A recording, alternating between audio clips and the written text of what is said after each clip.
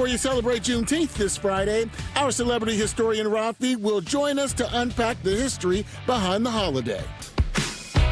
Well, we're just getting started on My St. Louis Live. Still to come. We have been talking about it all week. Juneteenth is this Friday, so we're going to take a deep dive into the real story behind the federal holiday. When we return, our friend and celebrity historian Raffi Andonian is going to be joining us to give us a full breakdown on how it all started. Juneteenth, our newest federal holiday, but is celebrating June 19th really new? Well, here to provide us with all the historical context and perspective on the most recent holiday addition to our calendars is the one and only celebrity historian, Raffi Andonian. It's always great to have you because you always teach me something new. Well, and I know you're going to teach me something new today that is going to blow my mind. So let's dive right into this. The first question I'm going to ask you is, how did Juneteenth come about? It begins on June 19th in 1865 in Texas when General Gordon Granger issues an order saying that the Emancipation Proclamation that had been issued earlier by President Abraham Lincoln applies here in Texas, where the Union soldiers have arrived. And what's really fascinating to me is part of the language that order uses. It uses the term absolute equality. Think about that term being used in his order, General Order Number 3, at that point in time, at the end of the Civil War in 1865. I think it's fascinating. Now, as a result of that, black communities in Texas would celebrate Juneteenth as a form of Emancipation Day. Now, one of the myths that goes around, though, is Juneteenth was this thing that all black communities across the South celebrated, which is not true. It's actually very specific to Texas because of that particular moment. Now, they didn't just celebrate it, they did many other things. Some people moved toward parts of Houston that are still kind of some of the origins of the black community in Texas today to create what they called freedmen towns. And beyond that, though, the rest of the South, they had other emancipation days. I'll give you a couple of examples. April 2nd, April 9th, April 23rd. Those are all different dates that commemorate different parts of Confederate surrender. One day was when Richmond, the Confederate capital, was evacuated. Another day was General Lee surrendered. Different local areas did different things within the black community to commemorate liberation. So it's a little bit of a myth that it was all over the South. It was really specific to Texas. However, eventually, as these commemorations fade over time, in part because of Jim Crow, in part because that generation starts to die off, then during the Civil Rights era, this starts to come back. And for whatever reason, we can kind of theorize, Juneteenth is the one that gets plucked from amongst many emancipation days that are forgotten today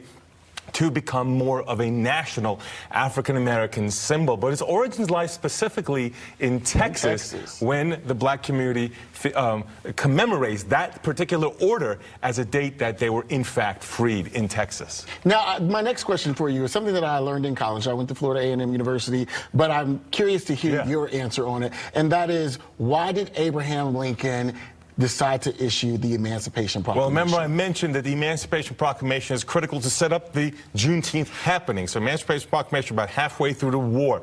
And the reason that he does this is precisely because slaves took matters into their own hands and were trying to create this moment of freedom in the Civil War. You see, initially, Abraham Lincoln, when the war started, he made clear that it's a war to restore the Union, not a war to end slavery. However, you have multiple attempts, including here in Missouri, by the way, by a general, say, you know what, we're going to free slaves when we control parts of the territory. Here in Missouri, there's an attempt. Lincoln freaks out at that in 1861 and says, we can't do that. That's not the purpose of this war.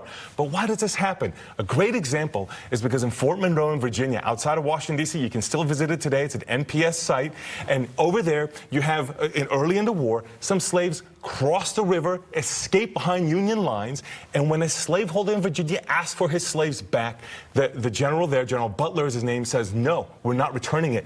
Now, because of the escaped slave becoming confiscated property in the war, now it becomes fair game to say, well, you know what? If you're going to use slaves to wage war, because they help support the war effort, right? They enable the war effort for the Confederates. And if you're going to say they're property, well, then we can use that against you and say, if they're property, we can take it like any other property in an act of war. And as a result of that, as Lincoln realizes what's happening with slaves escaping and with Frederick Douglass in his ear saying, hey man, this war started because of this slavery issue, then Lincoln decides we're going to deliver the death blow, not just to restore the Union, but the cause of the war itself, to end slavery, and therefore issue the Emancipation Proclamation, which means that as a Union Army conquers the South, behind Union lines, they can liberate slaves. They cannot do so in front of them, but they can do so behind them. So let's go back to Juneteenth. A couple of years later, in 1865, as the war is winding down,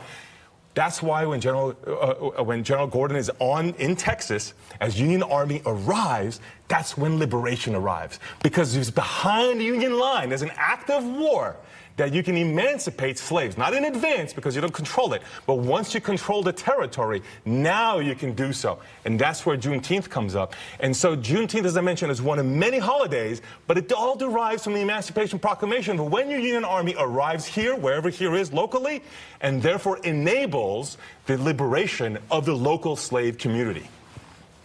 And there you have it. Raffi doing what Raffi does best, educating us. Now, I want you to see more of him by following him on his website. That's celebrityhistorian.com. And of course, we're going to post the segment following the show at firstalert4.com/mystl live following the show.